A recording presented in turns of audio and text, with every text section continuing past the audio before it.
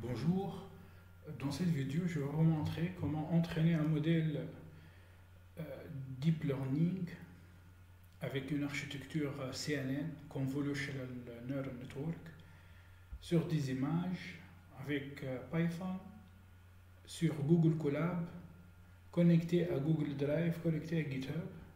Puis je vais vous montrer comment déployer le modèle avec Flask plus un peu de HTML, CSS. Donc tout d'abord, les données se trouvent sur ce répertoire. Donc c'est simple, il suffit d'aller, c'est-à-dire d'écrire mon nom et mon prénom, puis GitHub. Donc voilà, Ahmed Roubaï, lié. Et là, vous allez trouver ce répertoire Machine Learning Algorithms. Bon, c'est un répertoire en fait qui contient du code sur la partie préparation des données, comment on sélectionne des modèles, régression, classification, segmentation, règles d'association, un peu de reinforcement learning, du NLP avant les transformers, de la réduction de dimensionnalité, puis du deep learning. Donc, la partie qui nous intéresse aujourd'hui, c'est deep learning, puis section 2, CNN, puis dataset. Donc, dataset est divisé en deux. Training set et test set. Donc, dans training set, il y a dogs and cats. Donc, apparemment, vous avez compris, ce sont des images là. Voilà, dog 1, dog 10, et ainsi de suite. Bon, je clique sur dog 10. Voilà, c'est l'image d'un chien. Cats, pareil. Bon, je clique sur cat 10. C'est l'image d'un chat. Donc la structure après pour la partie test7 est identique doc 104. Voilà. Donc l'idée, puisque ce répertoire il est très lourd, il fait à peu près 600 mégaoctets. Donc le traitement sera lourd. On peut entraîner le modèle car je ne veux pas utiliser un modèle pré-entraîné, donc je vais entraîner le modèle devant vous. Pour cela, je pense qu'il est mieux de connecter ce répertoire et de travailler sur Google Colab et de mettre ce répertoire, de le cloner sur Google Drive. Pour cela, il suffit d'aller sur Google Colab. J'imagine que tout le monde ici dispose d'un compte Gmail. Et puisque si vous avez un compte Gmail, donc techniquement vous pouvez accéder à votre espace Google Colab. Voilà, donc ça c'est Google Colab, hein. La page d'accueil. Donc il suffit de cliquer sur New Notebook.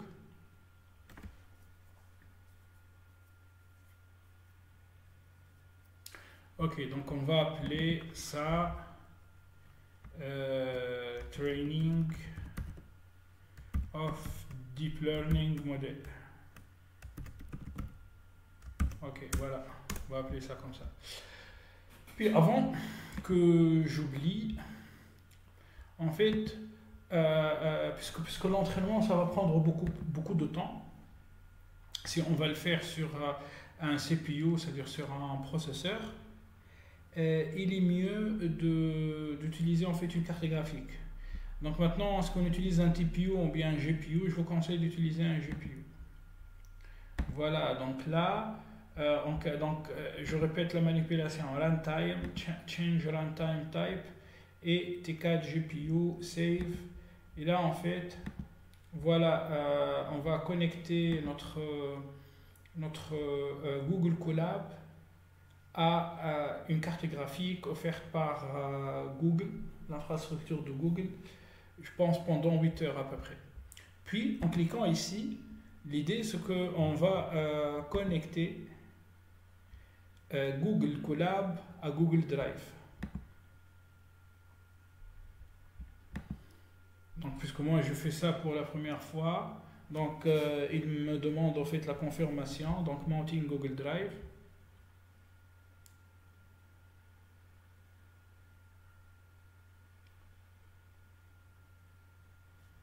Voilà, donc il y a techniquement, si vous avez réussi la connexion entre Google Colab et Google Drive, il y a un répertoire qui va apparaître, c'est Drive, puis à l'intérieur de Drive, il y a My Drive, puis Google Colab. Bon, allez, je veux vérifier le Google Drive, en fait, de ce compte que je viens de créer pour cette vidéo. En quelques clics, on peut gagner 15 gigaoctets d'espace de stockage sur le cloud Google. Donc là, je change d'email, de compte. Voilà, donc qu'est-ce qu'on remarque? On remarque en fait que mon Google Drive ne contient que un répertoire Colab Notebook, ce qui contient en fait un seul Jupyter Notebook. Ce Jupyter, je viens de le créer là depuis 1 minute.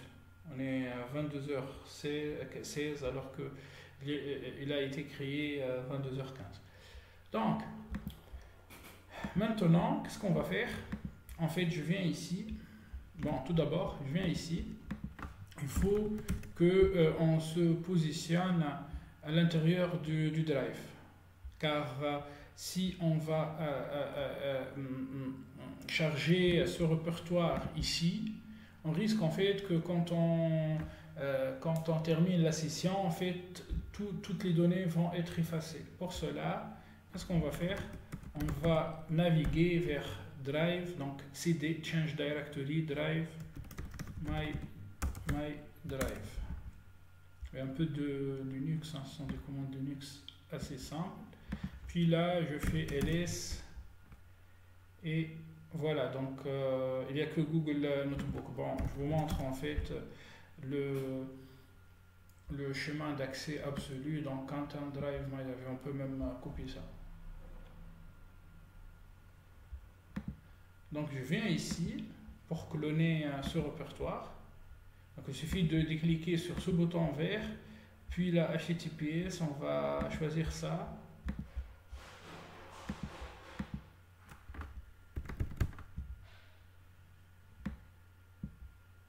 Puis je viens ici, un point d'exclamation, car on va appeler quand même une commande, c'est une commande système, git, qui n'est pas reconnue par le Jupyter Notebook, donc il faut ajouter un point d'exclamation. Et je commence en fait le clonage de ce répertoire directement vers Google Drive. Ça va prendre à peu près 1 minute.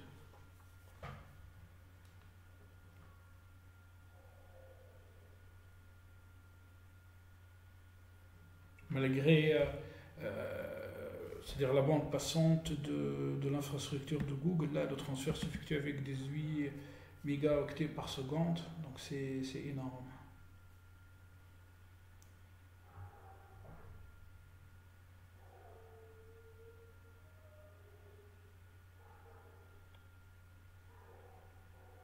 Donc là, qu'est-ce qu'on remarque? On remarque que là, cette commande a créé le répertoire Machine Learning Algorithms, d'accord, qui est en train de se remplir doucement.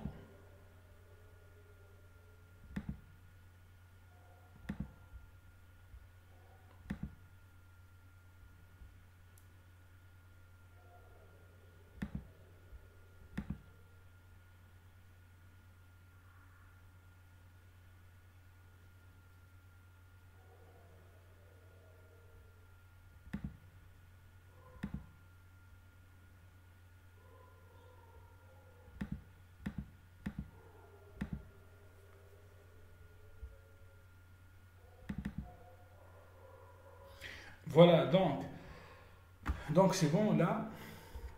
Donc qu'est-ce qu'on va faire? Donc je viens ici, copy path, enfin sur docs, et je vais lui dire cd, c'est-à-dire je veux aller directement vers le répertoire docs de TrainingC de dataset. Donc j'exécute cd entre deux guillemets. Donc ls, on va lister, voilà. Donc ce répertoire contient des des images de chiens. Alors que si je fais ça, c'est des points, 4. Je change donc de répertoire. Ok. Bon, juste pour que, voilà, on est dans PWD, on est dans le répertoire 4. Si je fais ls, ça va me lister enfin, toutes les images des chats. Donc, bon, laissez-moi en fait, enfin, qu'est-ce qu'on va faire là? En fait, on va tracer un peu quelques images pour que vous puissiez voir en fait l'ensemble des données. Toujours, il est bien, c'est-à-dire pour un data scientist, de voir les données. Pour cela,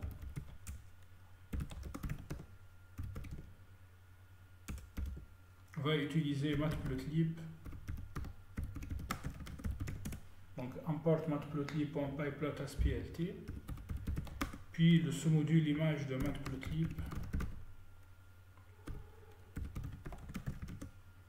mp image. Voilà, on va charger ces deux sous-modules, plt et mp-img. Puis mp-img.im, image lead, par exemple de 4.1.jpg.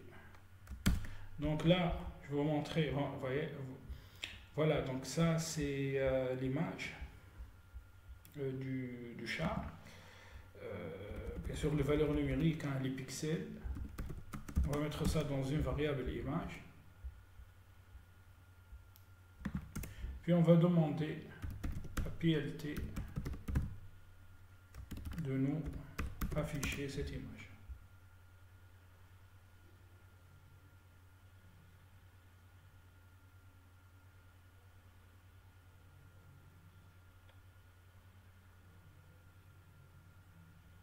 Voilà, donc c'est l'image d'un chat.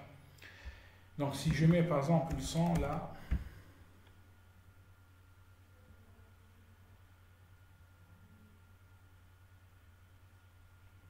on va afficher l'image d'un autre chat.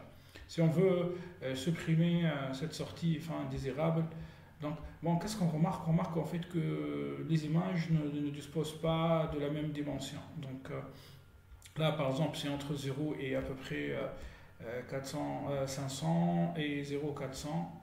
Si je change d'image, par exemple je mets 20,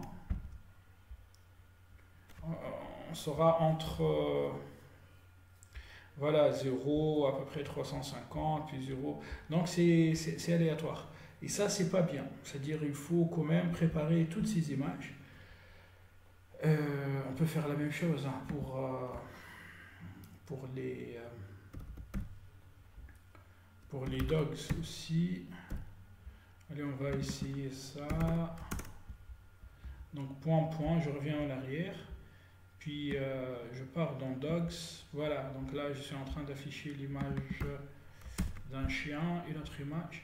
Donc a priori, une préparation de toutes ces images est nécessaire.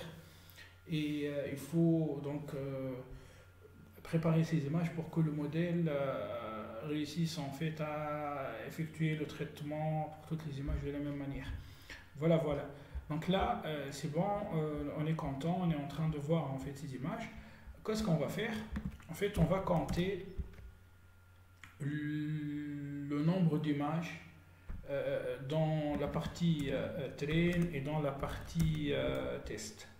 C'est-à-dire après en fait, pour comprendre est-ce qu'on est dans un régime d'overfitting ou bien d'underfitting, il faut connaître l'ensemble des données d'entraînement et l'ensemble des données test.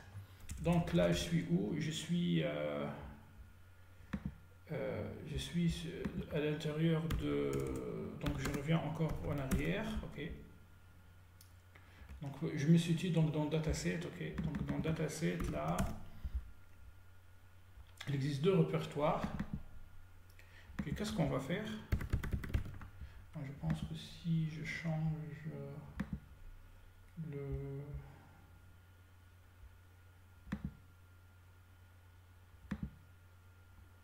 si je change le thème, ça sera plus sympa. Voilà, ça c'est mieux. Maintenant, qu'est-ce qu'on va faire? En fait, on va utiliser un module qui s'appelle globe.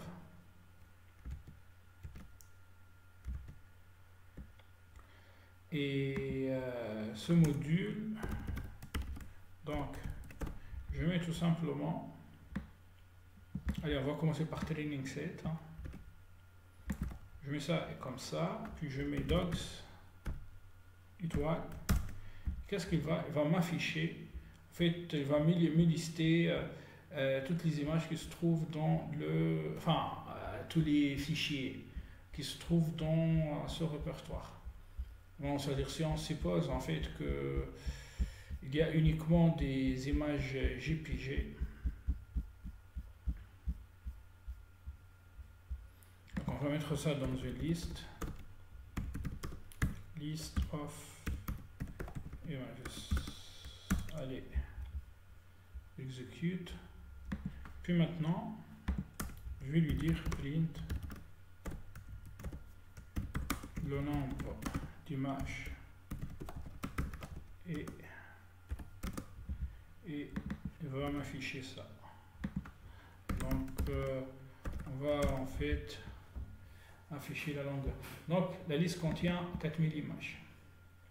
Donc pour docs, il y a 4000 images. D'accord? Maintenant, si on reste dans training set et on met 4 plutôt, on va trouver aussi 4000. Maintenant, si on change ça, et au lieu de training set, on va mettre test set. Ça va me sortir 1000. Ok? Et pour docs, pareil, 1000. Donc là, qu'est-ce qu'on a? Nous avons en fait 4000 plus 4000 images. 4000 images de chiens plus 4000 images de chats.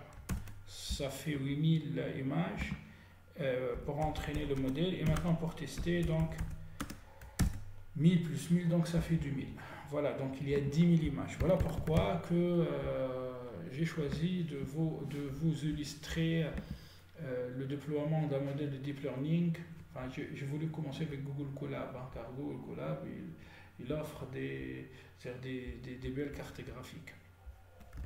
Après, si on veut, on fait un code plus sophistiqué qui permet c'est-à-dire de fonctionner, quelle que soit la terminaison.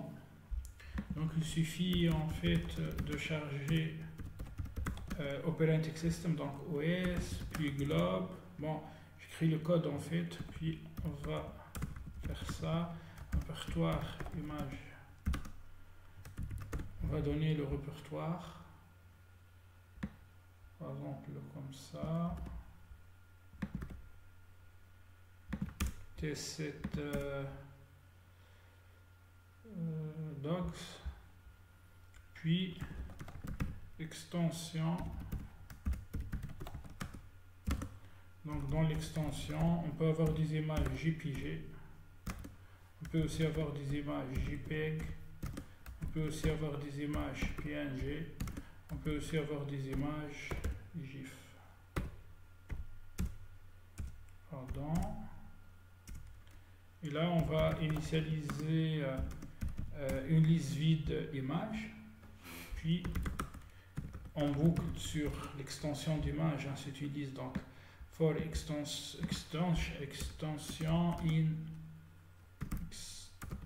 image. Hein, le point. Donc, image.extend. Enfin, images en fait c'est une liste, donc extend c'est une fonction.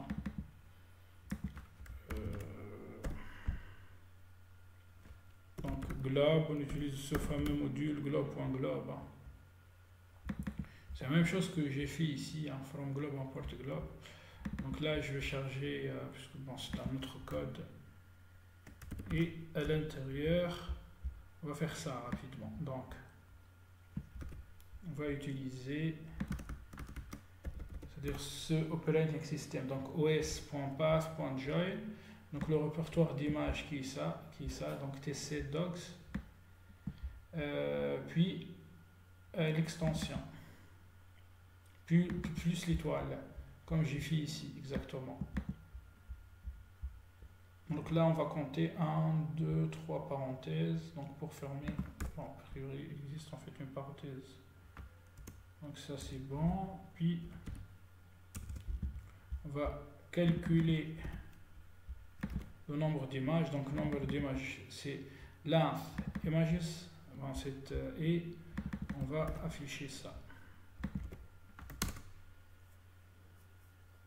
Et ça donne la même chose. Donc, sauf que ce code-là est plus... c'est-à-dire, il va chercher vraiment les images via leur extension. Je pense que c'est plus joli. Bon, ça, c'est simple.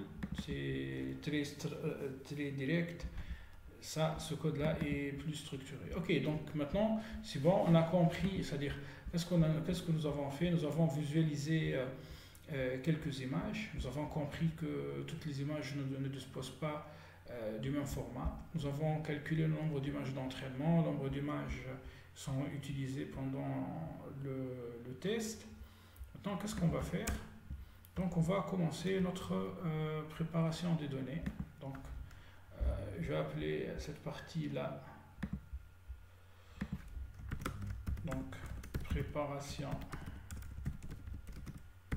des données, bien en anglais, data pre-processing. Donc, on va charger CV2, on va aussi charger OS. En fait, je suis en train d'écrire le code avec vous là de manière dynamique. Donc, l'idéal, donc je n'ai pas commencé déjà par charger tout le module, donc je suis en train de chercher les modules et les librairies au fur et à mesure. Donc bon, après c'est pas grave, c'est-à-dire j'ai chargé OS, mais pour des raisons pédagogiques, je écris une deuxième fois import OS. Mais après, quand j'essayerai de réorganiser sur Jupyter Notebook, bien évidemment, je vais charger OS une seule fois en haut, d'accord? Voilà. Bon, ça c'est juste pour vous, là, je suis en train de filmer, d'enregistrer cette vidéo pour que, c'est-à-dire la cellule soit standalone, c'est-à-dire il suffit, c'est-à-dire de lancer le code qui se trouve dans cette cellule et techniquement, ça va fonctionner. Ok, donc, là, qu'est-ce qu'on va faire? En fait, on va associer donc dans la partie préparation des données, on va faire deux choses. Donc, tout d'abord, on va associer à chaque catégorie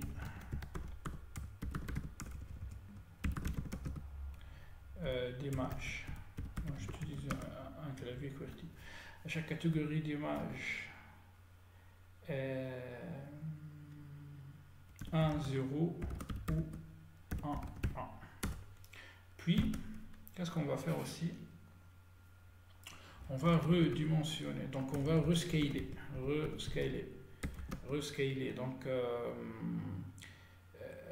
en français, mise à l'échelle ou remise à l'échelle, je pense, remise à l'échelle. C'est-à-dire, on va diviser en fait le nombre de pixels par 255. En fait, on est à 2 à la puissance 8. 2 à la puissance 8, c'est ça. 2, étoile 8. Donc 2 à la puissance 8, c'est 256. Voilà. Et on va diviser toutes les images par 255 pour les transformer entre 0 et 1. Donc, bon, je continue ici, donc je vais effacer ça. Voilà, donc dans quelques instants, on va finir ces deux étapes. Donc là, je vais lui donner le path des données. On va utiliser les données d'entraînement. Donc là, je suis où? Je suis ici. Voilà, je suis dans dataset. Donc, le path est training set. Lui, il va vérifier. Donc, catégorise os.list dire, ça va nous lister les deux répertoires cats and dogs qui se trouvent dans datapath et les labels c'est for i in range, longueur de catégories. En fait, puisqu'il y a deux catégories, donc longueur c'est 2 et donc range 2, donc 0, 1. Donc for i, donc là ça, label ça va nous donner une liste 0, 1. Ah, je comprends. Attendez juste une minute. Donc là, on va fabriquer un dictionnaire, c'est-à-dire qui fait le lien entre la catégorie et le label. Puis on va afficher. Attendez. Bon, c'est une erreur très classique. Hein. On va afficher ce dictionnaire. Puis on va afficher categories. Puis on va afficher labels. Ok. Ok, très bien. Donc là, en fait, puisque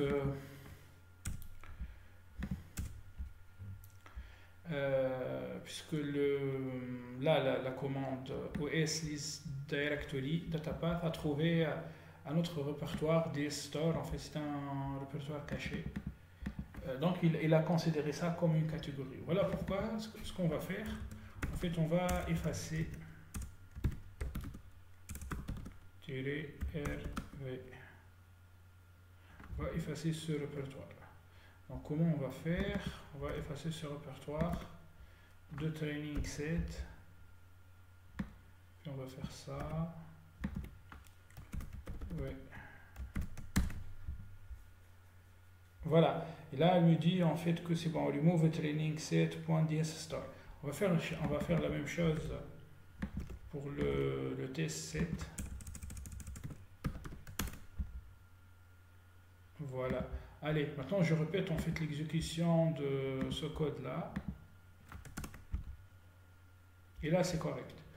Donc, qu'est-ce que nous avons fait? Nous avons créé un dictionnaire, donc 0 pour les chats et 1 pour les chiens. On va associer 0 pour les chats et 1 pour les chiens. Maintenant, donc ça c'est associé à chaque catégorie d'image 1, 0, 1, 1, 1. C'est comme une sorte en fait de labellisation. Après, je vais vous montrer comment on va labelliser chaque image, image par image. Maintenant, qu'est-ce qu'on va faire? En fait, on va rescaler les images. Donc, on va exiger que chaque image doit avoir 100 pixels. Donc, 100 pixels par 100 pixels. Donc, je viens ici.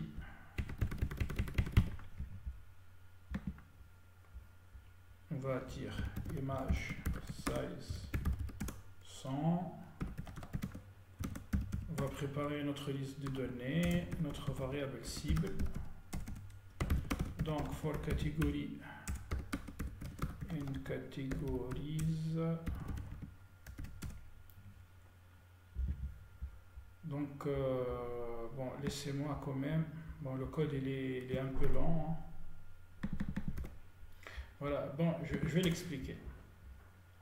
Donc, c'est quoi Categories en fait? Categories, c'est une liste qui contient deux catégories, deux chiens de caractère, cats and dogs. Donc là, on va boucler sur ces deux catégories. Donc, for category in categories, donc c'est soit cats, soit dogs. Qu'est-ce qu'on va faire? On va faire OSPath join. Donc, on va le datapath, le datapath, donc training set. Connecté à cats, ok. Puis on va aller à l'intérieur de répertoire cats ou bien dogs et on va lister toutes les images. Donc on va enregistrer les noms de toutes les images. Donc là on va finir par une liste. Donc imaginez c'est une liste. Bon, je peux vous montrer ça là.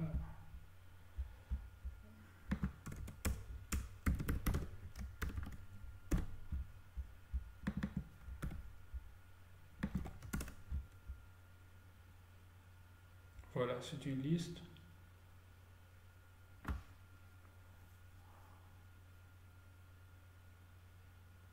Ah ouais.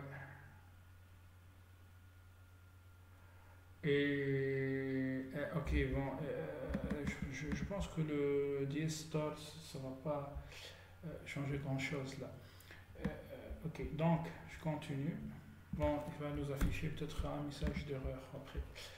Puis, en fait, on va utiliser, donc on va lire l'image.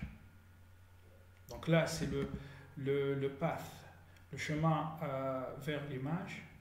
On va lire cette image, on va mettre l'image dans EMG, et puis ici, on va resizer. Donc avec CV2, Computer Vision 2, c'est un... Voilà, je l'ai chargé ici. Ça permet en fait de resizer. Donc resizing the image into 100 to cross 100 since we need a fixed common size for all the images in the data set. Allez, donc je commente ça, j'exécute. Et là, le code il est en train de tourner.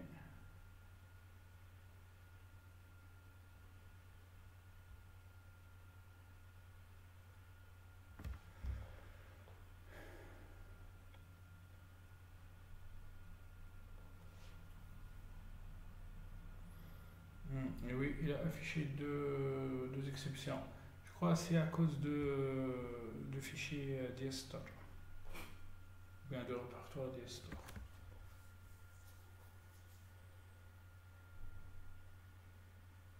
Enfin, heureusement, le code de resizing se trouve en fait dans un try except.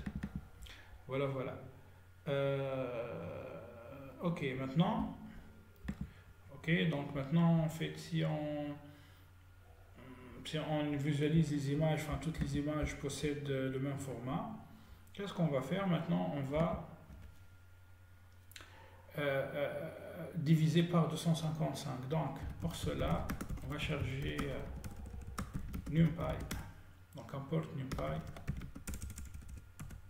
puis data, mp.array, on va caster data, on va transformer ça en un NumPy array, puis on va diviser par 255. Puis on va reshaper. C'est pour avoir la structure d'un tenseur. Donc, data égale à mp.reshape de data.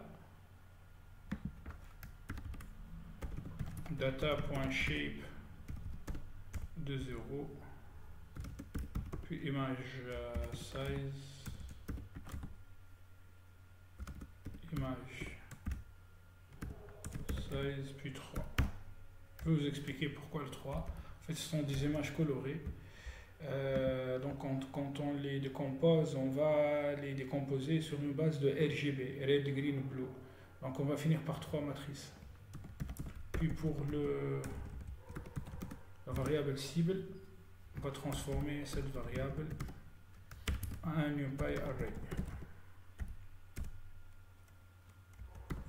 Puis, on va appeler keras, puis un utils, port to categorical new target égale à to categorical target.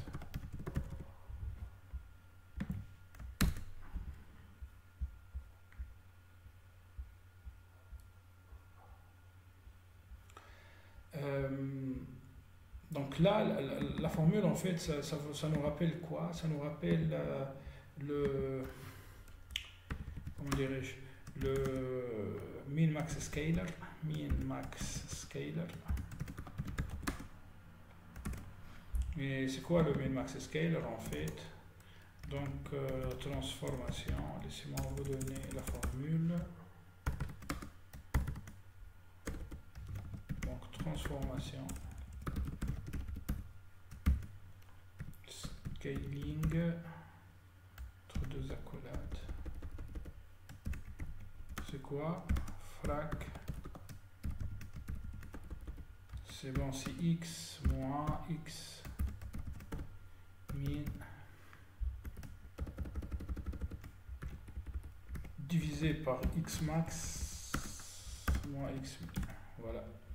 Voilà la formule de la transformation. Ça c'est le scaling traditionnel.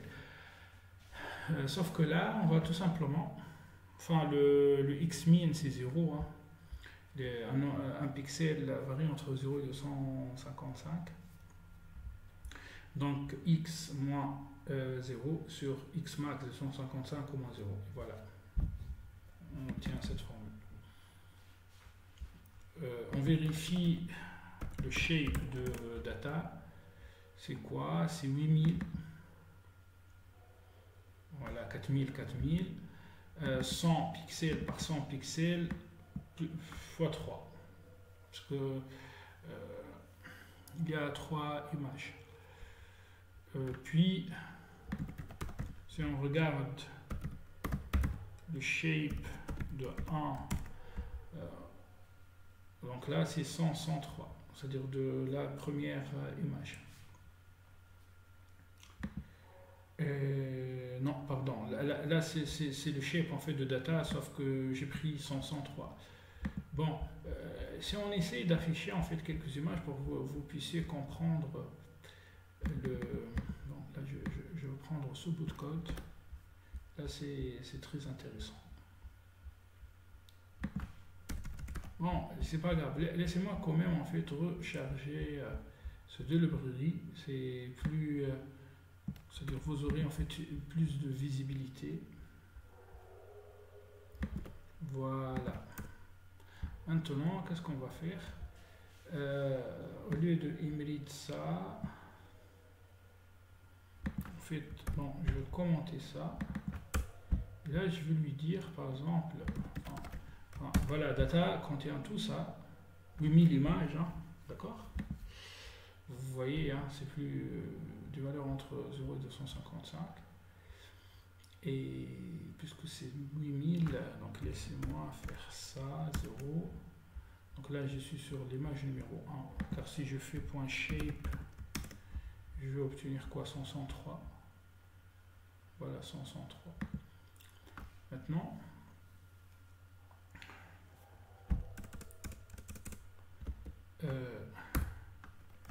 si je fais ça,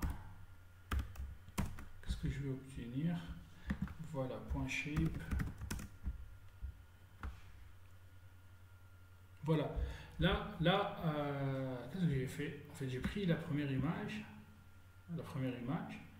J'ai pris en fait tous les pixels, c'est-à-dire en ligne et en colonne, et j'ai pris la première couleur. Donc c'est 100.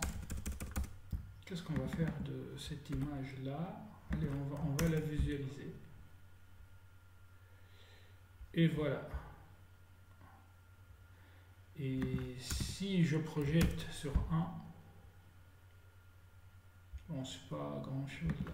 Et si je projette sur 2, on obtient ça. Donc déjà, en fait, on est sûr que cette image varie entre 0 et 100. Je pense que tout à l'heure, quand je vous ai montré cette image, c'était pas 0 et 100.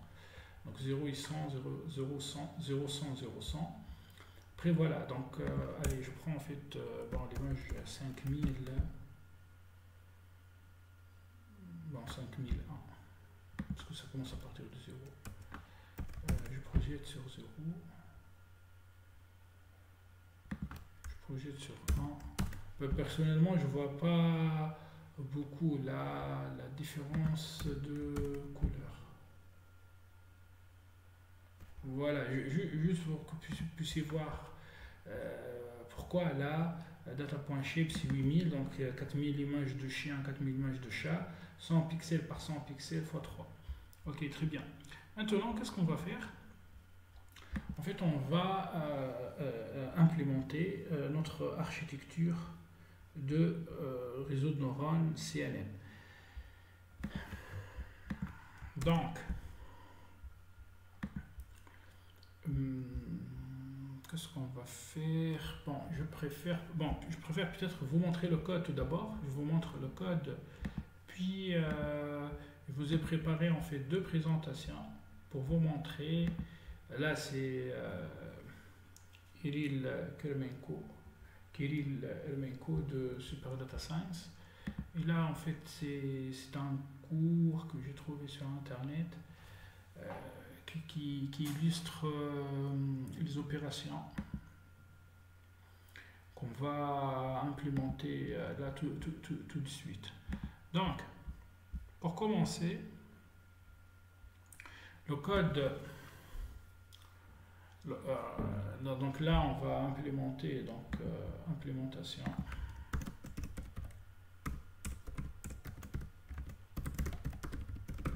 de l'architecture CNN, enfin de l'algorithme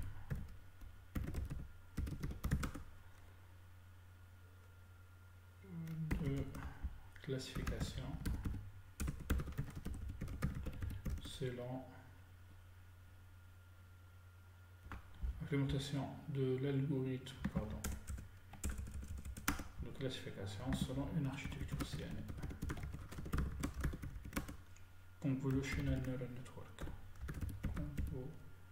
Convolutional Neural Network. Voilà. Pour faire simple, on va travailler.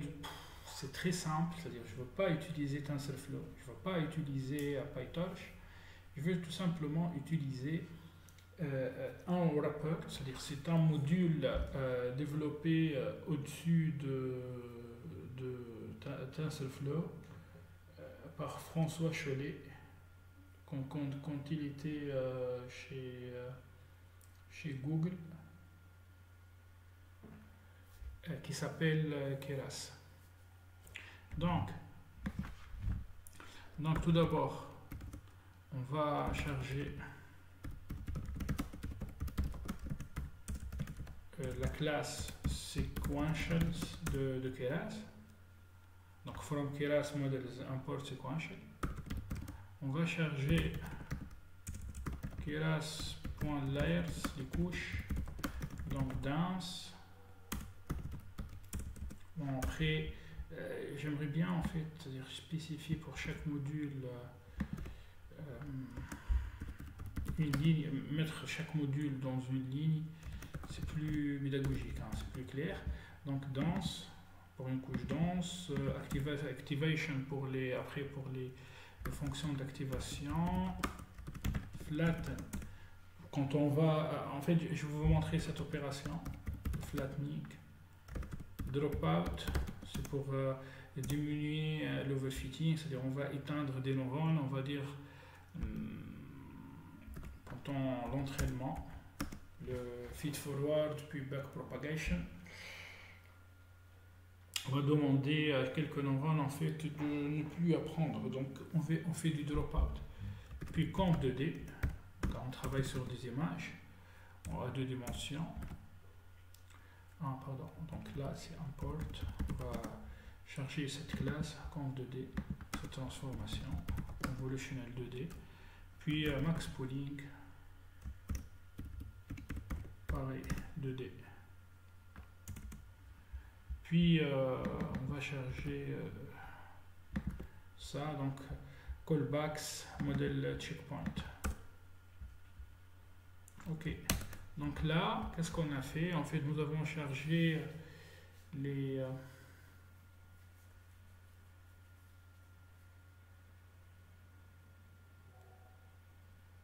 ah pardon, c'est sequential, c'est pas sequential, ok.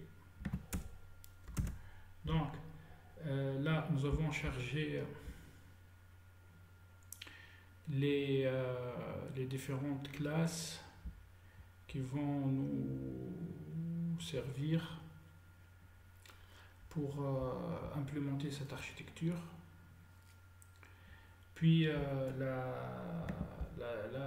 modèle checkpoint, le callback permet de sauvegarder les poids, les weights quoi, pendant l'entraînement. Allez. Je pense en fait si je vous donne, donc là, allez, on commence. Donc là, on commence en fait l'implémentation. Donc on va instancier la classe sequential avec l'objet modèle.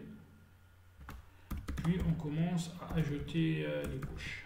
Donc tout d'abord on va ajouter une première couche conv 2D avec 200 filtres.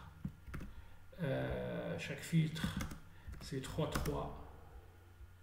et l'input c'est le 103. Je vais vous montrer après le summary. Donc, ok. Puis on va ajouter après une couche de avec rectified linear unit. Donc c'est max 0x. Donc si la valeur est négative, ça donne 0. Si la valeur est positive, c'est la même valeur. Max 0x ou bien rectified linear unit. Puis max pooling avec une fenêtre de 2. Donc ça, c'est la première couche CNN.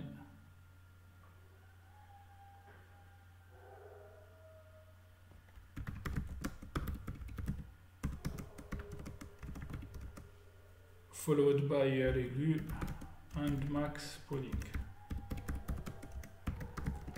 Voilà. Puis on va passer en fait à une deuxième couche. Pareil. Donc là on va copier ça.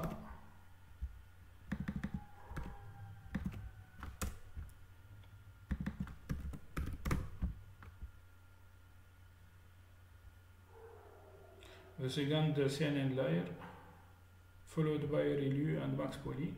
Sauf que là, je vais supprimer ce input shape.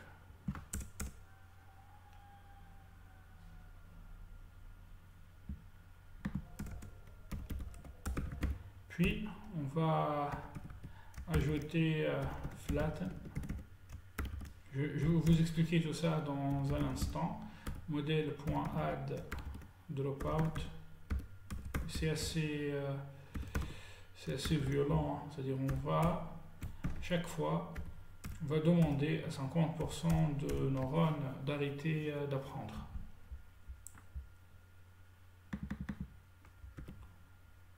Donc flatten layer to stack the output convolution from second convolution layer. Donc en fait ça permet de créer un seul vecteur.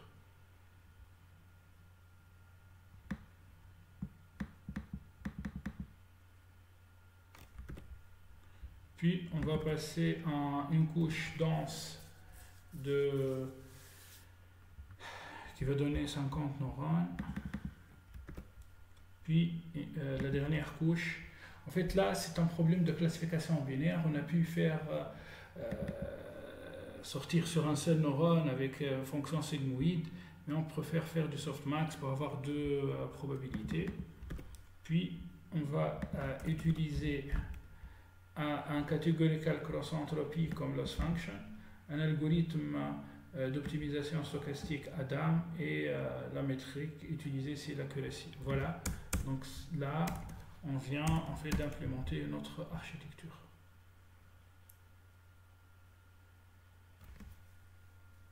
Ok.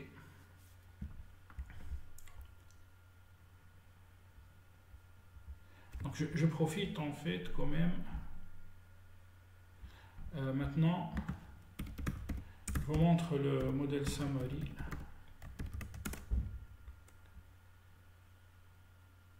Voilà. Donc le modèle finalement il contient 5 655 952 paramètres. 5 millions. Et cet affichage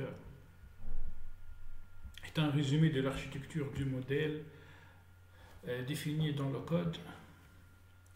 Donc il détaille chaque couche du modèle, y compris le type de couche, la forme de sa sortie et le nombre de paramètres, c'est-à-dire les weights, les poids, que chaque couche contient. Donc tout d'abord là, ça implique que c'est un modèle séquentiel, donc on n'est pas sur un modèle RNN, Recurrent Neural Network. Ça veut dire que les couches sont empilées les unes sur les autres de manière séquentielle.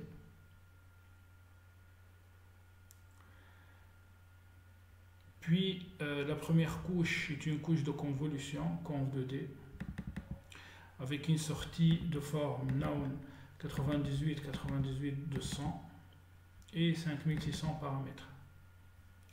La deuxième couche est une couche d'activation qui suit la couche de convolution et ne modifie pas la forme de la sortie. Donc l'input c'est 98-98-200 et l'output aussi. La troisième couche est une couche de max polling qui réduit la forme de sortie de noun 98-98-200 vers noun 49-49-200. Puis il y a une couche de convolution 2D supplémentaire.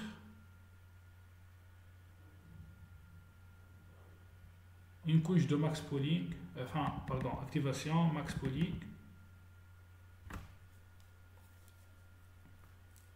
Puis la couche suivante, flatten. Sa sortie transforme donc le vecteur en une forme plate pour après faire une connexion avec une couche entièrement connectée, une couche dense. Voilà. Cette couche contient 50 neurones. On a pu faire 64 neurones et à la fin on finit par 2 neurones. Donc j'espère que j'étais clair. Là, je vais vous montrer. Bon, je vais lancer quand même le calcul là. Je vais quand même lancer le calcul car ça va prendre un peu de temps. Et je profite. Donc comment on fait pour lancer le calcul? Donc là, nous avons notre modèle. Donc modèle.fit. Mais avant ça, il faut faire du train test split. Pardon, j'ai oublié le train test split. Il faut diviser nos données en deux. La même partie, voilà. Bon. Qu'est-ce qu'on va faire? Chef B. Donc, from scikit-learn.model selection import train test split. Donc, train data test data train target test target puis train test split. Juste le seul défaut en fait de Google Colab, c'est que l'autocompletion ne fonctionne pas parfaitement, c'est pas comme en local. Et voilà, donc là, qu'est-ce qu'on va faire? En fait, on va diviser notre data d'entraînement en deux parties. Une partie pour entraîner. Après, on a pu par exemple là mettre 0. Parce qu'on va entraîner sur... ok. Donc on va mettre en fait une valeur très faible. Laissez-moi faire ça. Ok, donc ça c'est bien, c'est comme si en fait il va s'entraîner sur la totalité des masses, sur les 8000. Enfin, donc maintenant, qu'est-ce qu'on va faire? Je vais vous montrer ça. De toute manière, nous avons assez de données pour tester après. Donc ça, donc il va s'entraîner sur 7920 images. On va regarder testdata.shape 80. Bon, puis train target.shape. Voilà, il y a deux.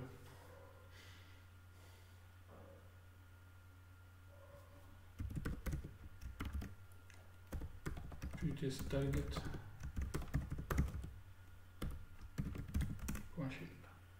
Voilà, il est toujours bien quand on utilise train test split, c'est-à-dire X-train, X-test, Y-train, Y-test, c'est-à-dire de contrôler après les sorties. Allez, maintenant, on peut en fait commencer notre entraînement avec du 100 époques.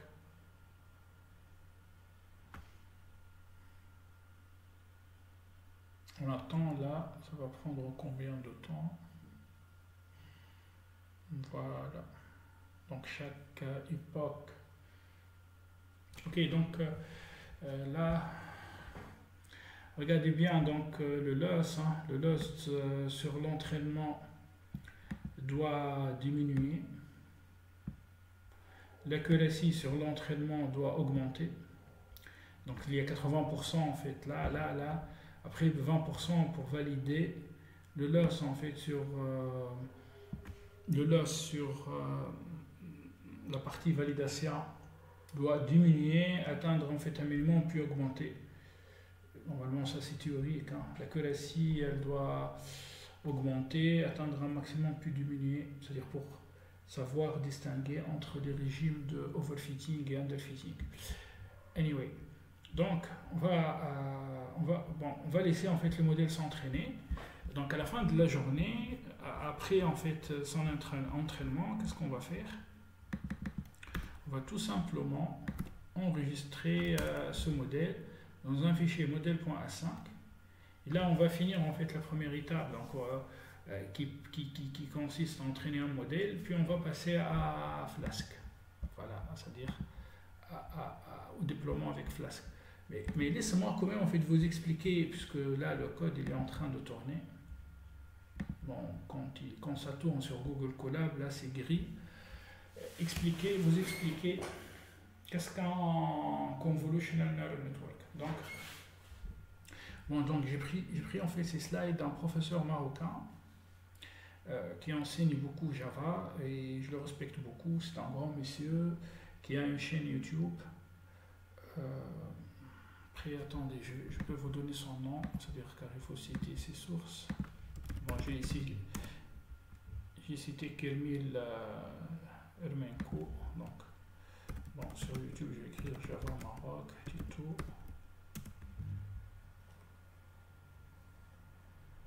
Voilà, Mohamed Yousfi, c'est le professeur Mohamed Yousfi. C'est-à-dire, j'ai pris ces slides du cours du professeur Mohamed Yousfi. Allez, un apprentissage profond à réseau de neurones convolutif ou réseau de neurones à convolution est un type de réseau de neurones artificiel dans lequel le motif de connexion entre les neurones est inspiré par le cortex visuel des animaux. Utilisé dans la reconnaissance d'images et vidéos, les systèmes de recommandation et le traitement du langage naturel. Ils reçoivent des images en entrée, détectent les features caractéristiques de chacune d'entre elles, puis entraînent un classifieur. Un CNN se compose des différentes couches suivantes. Couche de convolution, qui consiste à appliquer un filtre de convolution à l'image pour détecter des caractéristiques de l'image. Couche de correction relue, Rectified Linear Unit, qui consiste à remplacer le nombre négatif des images filtrées par des zéros. Couche de polling, qui consiste à réduire la taille de l'image en remplaçant en ne gardant les informations les plus importantes. Par exemple, pour chaque groupe de 4 pixels, le pixel ayant la valeur maximale, on la garde, on garde ce pixel. Couche entièrement connectée, fully connected, qui reçoit un vecteur en entrée, c'est-à-dire le flattening, contenant les pixels aplatis de toutes les images filtrées, corrigées, réduites par le polling. Donc voilà, comme ça. Couche de convolution, relue, polling, convolution, relue, polling. Flattening, donc fully connected, et puis on va donner un X et finalement ça va nous donner avec une probabilité de 0,92.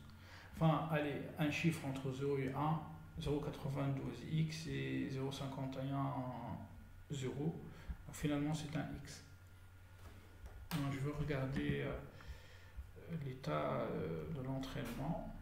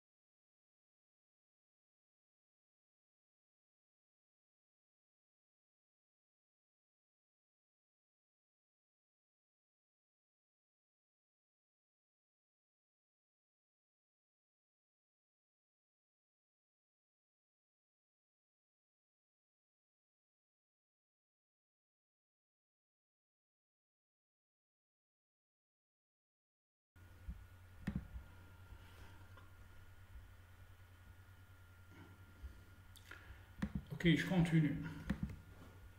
Donc, si on imagine que notre image initiale contenait -1 et 1, les valeurs, donc -1 c'est noir, 1 c'est blanc.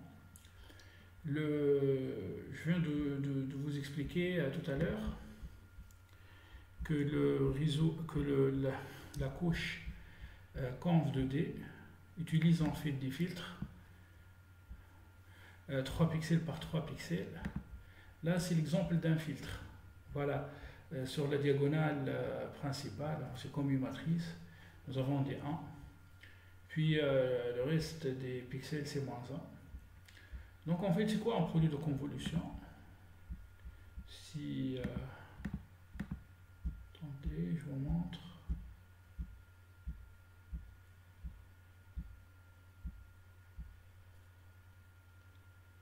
Voilà, pour une image noir et blanc, ça donne en fait une seule image. Par contre, pour une image en couleur, ça donne 3 images, donc 3 canaux. Red channel, green channel and blue channel.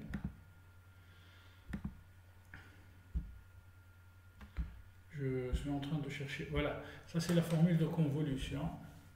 Mais c'est la formule continue. La formule discrète, elle est très simple. Voilà, donc voilà, ça c'est un produit de convolution entre deux fonctions. Ça montre, puisque là on intègre entre moins l'infini plus l'infini sur des taux, c'est-à-dire puisque taux varie, t moins taux varie aussi, donc si on fait c'est comme une fenêtre. Donc là, voilà. Donc en fait, la formule discrète elle est plus simple, c'est tout simplement un produit scalaire. Donc là, on va faire tout simplement 1 fois -1 plus -1 fois -1 plus -1 fois -1. Je vous montre. Voilà, ça va vers ça. C'est un produit scalaire, puis ça donne 0,78. Puis en fait, on va glisser ce filtre-là. Puis on va glisser... donc là, bon, à ce niveau-là, je n'ai pas envie de parler du padding. On travaille voilà, sur on fait des transformations basiques et avec un stride égal à 1. Donc voilà, donc on translate le filtre et on effectue un produit scalaire. 1 fois -1, plus -1 fois -1, plus -1 fois -1, et ça va donner 0,33, et on continue, et on continue, et on continue, et on continue. Voilà. Ça, c'est un produit de convolution à 2 dimensions, discret.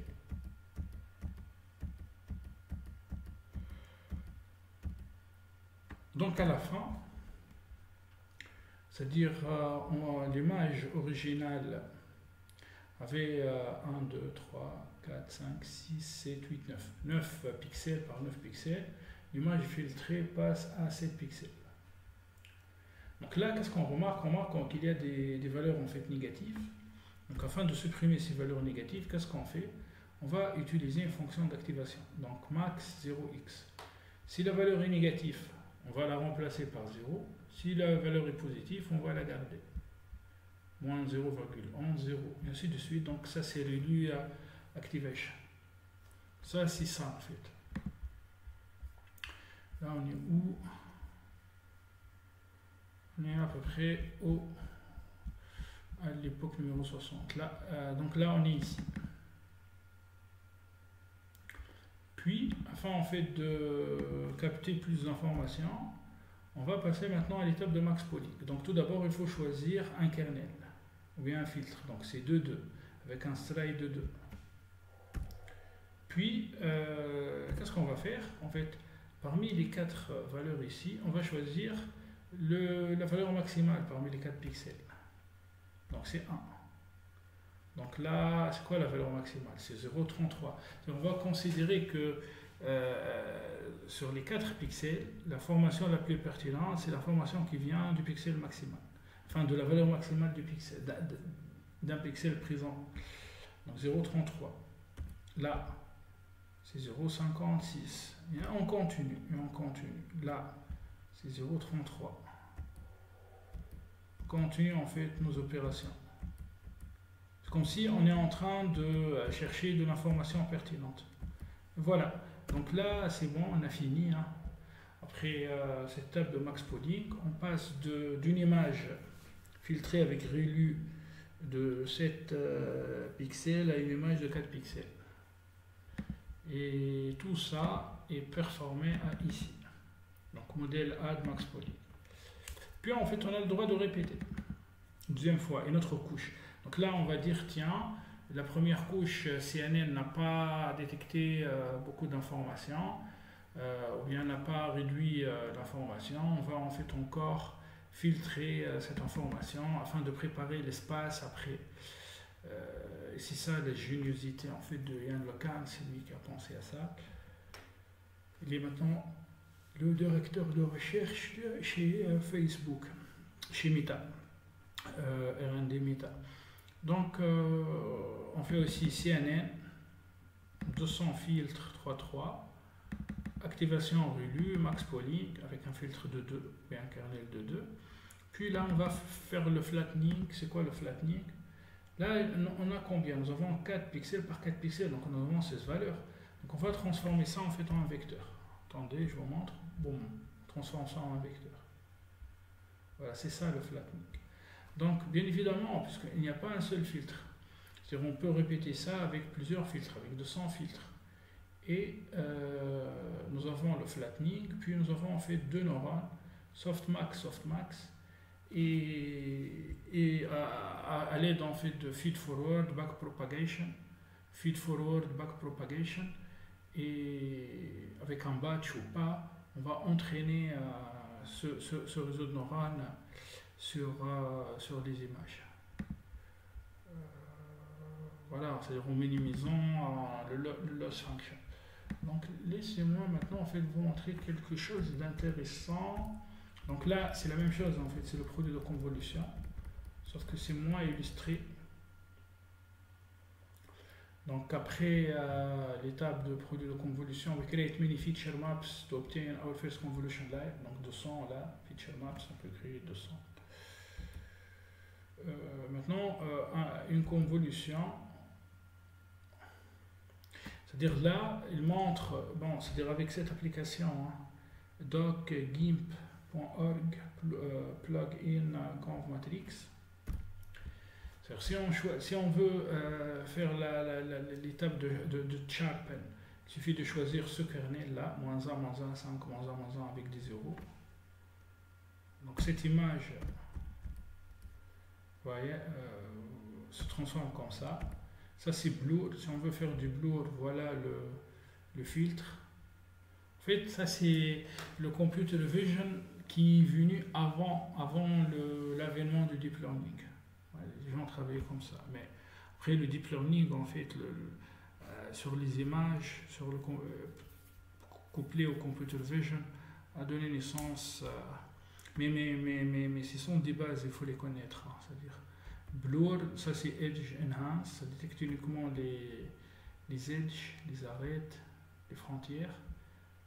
Je continue, ça c'est edge detect, ça c'est par edge enhance, edge detect, emboss. Voilà, donc ça c'est Jeffrey Hinton, je pense. Avec un produit de convolution, avec ce filtre là. Donc cette image en fait c'est 100 pixels par 100 pixels par exemple, ça va donner ça. Maintenant juste je vais vous montrer l'effet en fait de Rectified Linear Unit, c'est-à-dire étant donné cette image, quand on applique le Rectified Linear Unit, ça donne ça. Voilà, black négatif, white positif. Donc ça permet en fait de highlighter, de mettre en évidence les arêtes, les edges. Et l'œil humain se fixe beaucoup sur les arêtes. Ça en les non-negative values. Voilà. Ok. Donc, pardon. On prend cette image, on applique un CNN, ça donne ça. On applique ReLU, ça donne ça. Les non-negative values. Voilà. Donc après, en fonction d'activation, il n'y a pas que relu, en fait il y a li qui est relu hein, avec un sinus alpha ici. Il y a la fonction sigmoïde, euh, 1 sur 1 plus exponentielle moins x. Il y a tangente hyperbolique, il y a plein de fonctions. Maintenant le max pooling permet en fait de généraliser l'apprentissage. Donc là, par exemple, c'est quoi le pixel le plus grand? C'est 2, donc ça va donner 2 et on continue. Après, ce que je vous conseille, c'est de regarder ce site-là, scs. Attendez, Elierson.ca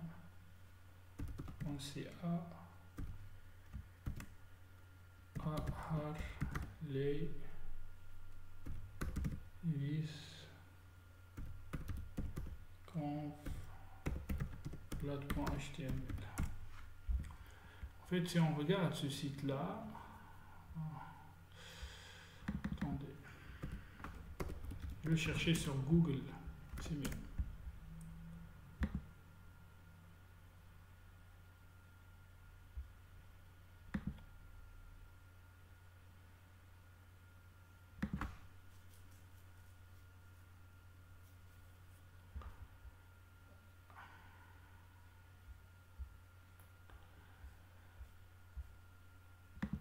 Elle permet vraiment de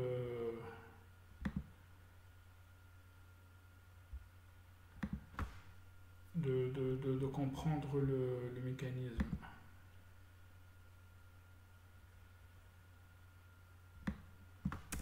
Je pense que... Ouais, bon.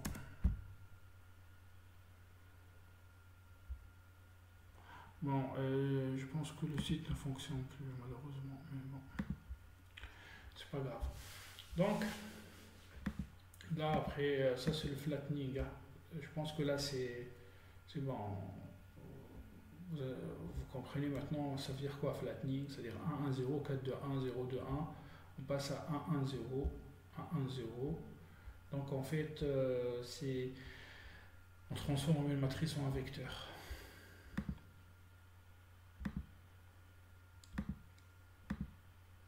Puis là, la couche fully connected, c'est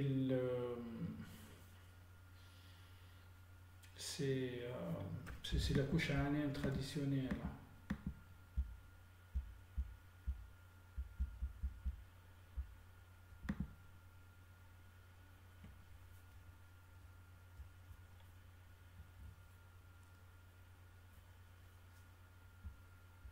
Voilà.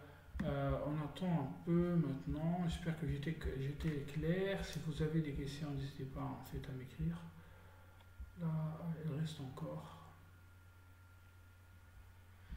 Donc, bon, laissez-moi quand même vous montrer. Donc là, on est en train d'utiliser une carte graphique que vous pouvez imaginer. Et c'est rapide, hein, malgré ça, on attend tout ça. Tout ce temps-là. Maintenant, imaginez en fait avec des millions. Imaginez si on a utilisé plutôt un CPU, un processeur. Ok, donc le loss là c'est 0,7003 sur l'entraînement. En fait là, plus le nombre d'époques augmente, plus il diminue. Donc le loss diminue toujours sur le train dataset. Donc on peut dire que le loss ne cesse de diminuer. Maintenant si on regarde l'accuracy en fait a commencé à 0,6 à peu près. Maintenant sur la partie train, l'accuracy ne cesse d'augmenter, c'est-à-dire ça converge vers 1. Maintenant si on regarde le loss sur la partie validation, donc a commencé à 0,6. Donc là nous avons à peu près 8000 images. On a divisé ces 8000 images en fait à peu près 8000. Hein, c'est-à-dire, je vais arrondir 7920, c'est à peu près 8000. Donc 80% c'est pour faire l'entraînement, 20% de 8000, à peu près 1600, c'est pour valider. Donc là, le loss sur les 1600 utilisé dans la validation, donc c'est 0,6. On remarque en fait que le loss diminue, puis il augmente. Il diminue, puis il augmente, le loss. Ok, donc là, et l'accuracy en fait c'est à l'envers. Donc laissez-moi learning curve, deep learning. Laissez-moi en fait vous montrer ça. Là vous allez comprendre beaucoup de choses.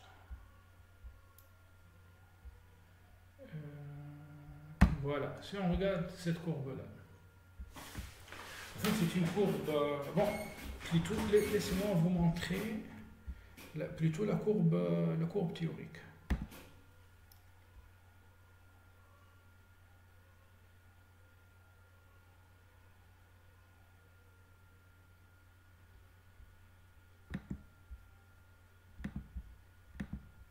Laissez-moi vous montrer plutôt la courbe théorique.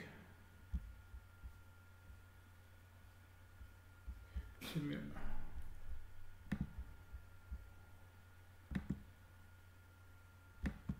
Oh, B, ok. Allez. Ok, donc, et avant ça, en fait, voilà, categorical cross entropy. Formula. La formule.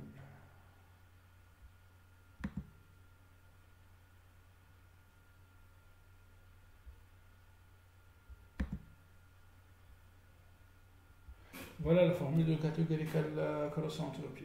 Donc il y a un n. Hein. Allez, on commence.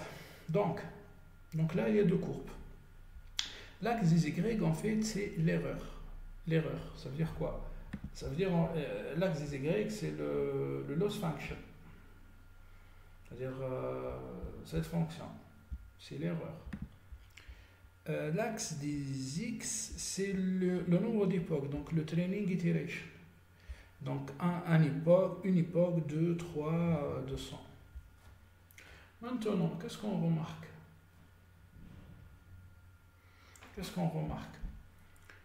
Sur le training dataset, l'erreur diminue quand le nombre d'époques augmente.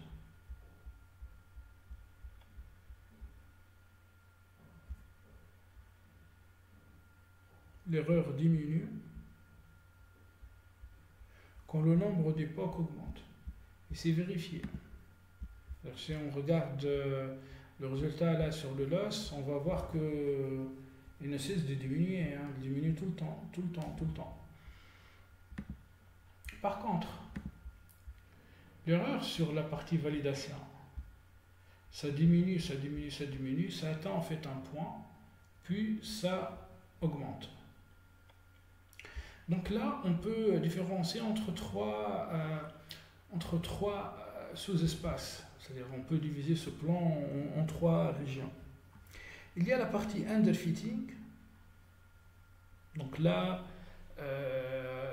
quand le modèle il a envie de s'entraîner encore, donc si on lui présente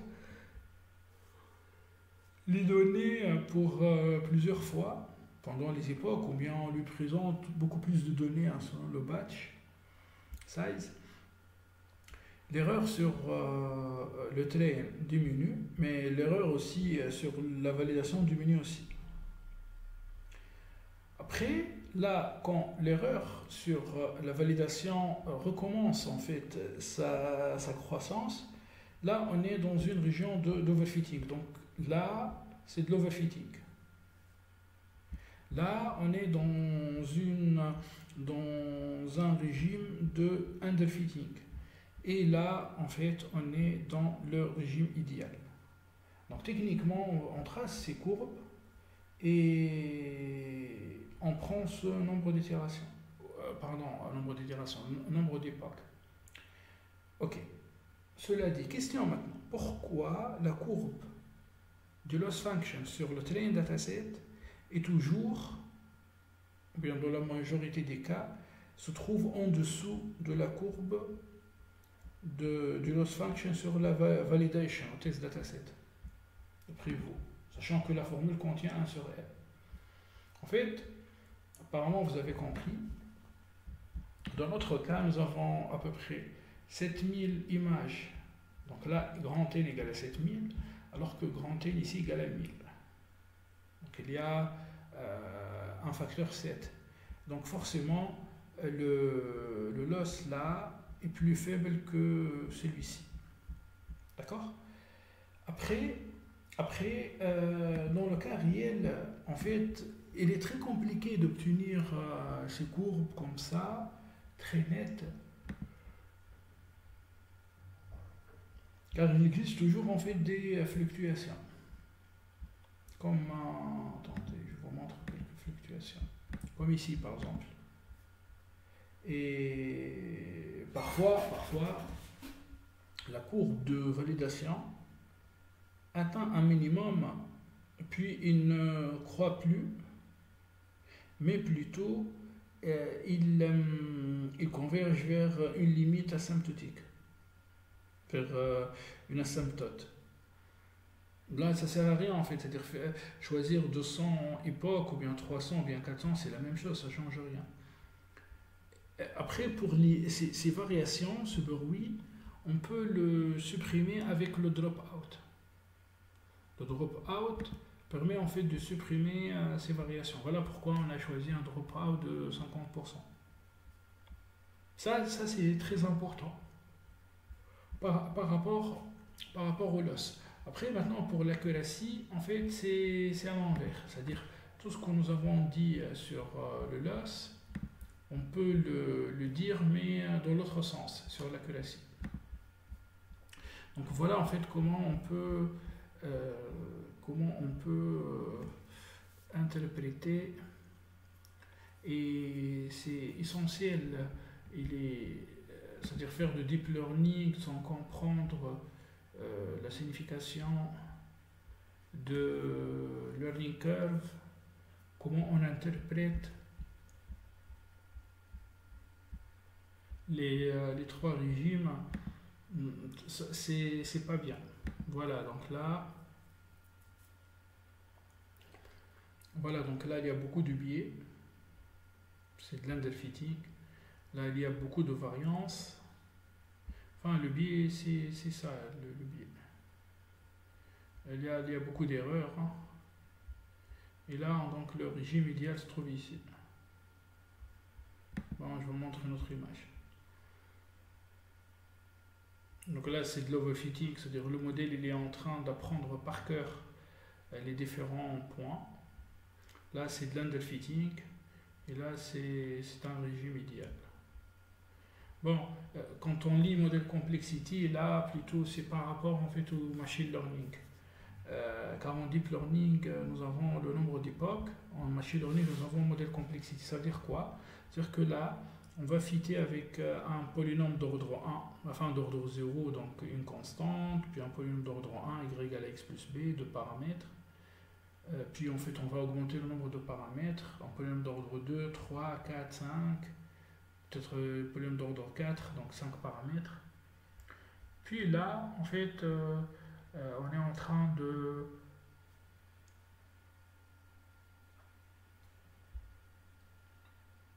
modéliser avec un arbre de décision, avec un modèle avec 30 paramètres ou 500 paramètres, donc on est en overfitting. Donc le modèle complexity, c'est plutôt pour le machine learning.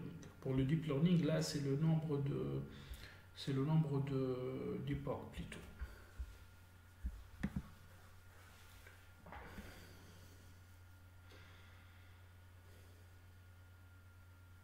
Voilà. Après, il y a en fait une courbe encore plus compliquée. C'est-à-dire que on continue à augmenter le nombre d'époques. Donc ça diminue, puis ça augmente, puis en fait ça diminue une deuxième fois.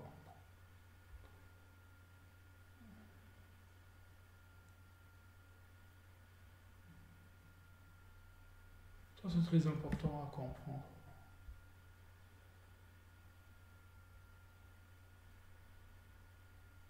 Ok.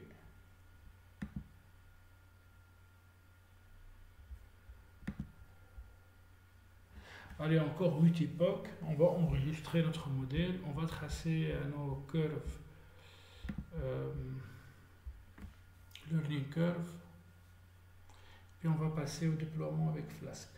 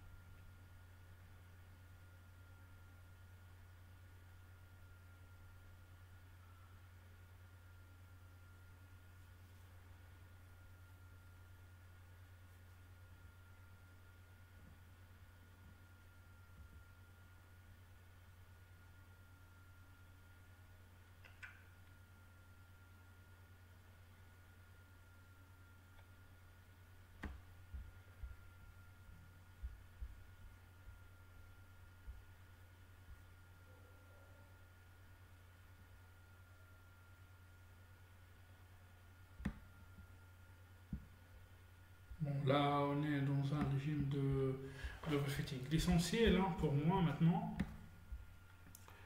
c'est que nous avons enregistré le modèle. Et voilà. Donc là, c'est le train là, ça diminue tout le temps. Ça, c'est la validation loss, ça diminue puis ça augmente. Donc là, on est en fait dans un régime d'overfitting. Donc on peut s'arrêter ici. Bon. Ok. Le modèle A5. Donc là, il faut que je télécharge ce modèle-là, le fichier, car après je vais utiliser ça avec Flask. Donc il faut que je me trouve PWD. Je suis dans le dataset. Ok. Donc Deep Learning, Convolutional Network, Dataset, puis voilà 64 mégas. Oui. Bon, c'est pas quand même. C'est pas les 2 gigaoctets habituels sur le site Hugging Face. Voilà. Je suis en train de charger ce modèle.